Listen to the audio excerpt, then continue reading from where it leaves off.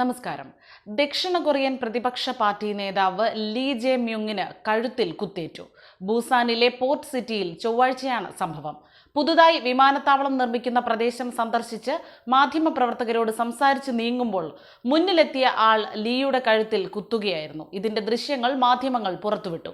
Lee നിലത്ത് വീണ് കിടക്കുന്നതും ആളുകൾ ഓടിക്കൂടി അദ്ദേഹത്തിന്റെ മുറിവേറ്റ കഴുത്തിൽ തൂവാല വെച്ച് അമർത്തുന്നതും വീഡിയോയിൽ കാണാം.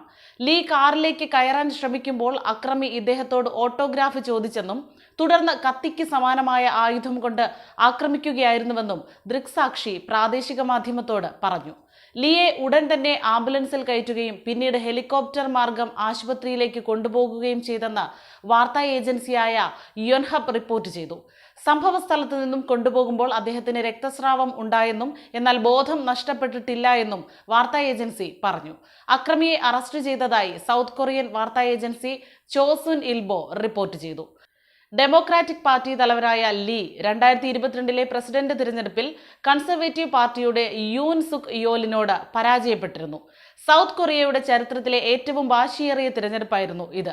ലീക്കെതിരായ ആക്രമണത്തിൽ പ്രസിഡന്റ് യൂൻ സുക് യോൽ കടുത്ത ആശങ്ക പ്രകടിപ്പിച്ചതായി അദ്ദേഹത്തിന്റെ വക്താവ് അറിയിച്ചു.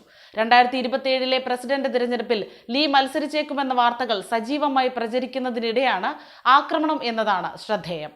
അതേസമയം വിവിധ അഴിമതി ആരോപണ കേസുകളിൽ വിചാരണ നേരിടുന്ന ലീയെ കസ്റ്റഡിയിലെടുക്കണം എന്ന പ്രോസിക്യൂഷന്റെ അപേക്ഷ സെപ്റ്റംബറിൽ കോടതി തള്ളിയിരുന്നു. ഉത്തര കൊറിയയിലേക്ക് അനധികൃതമായി $8 മില്യൺ കൈമാറ്റം ചെയ്ത സ്ഥാപനവുമായി ബന്ധപ്പെട്ട കേസിലടക്കമാണ് അദ്ദേഹം വിചാരണ നേരിടുന്നത്.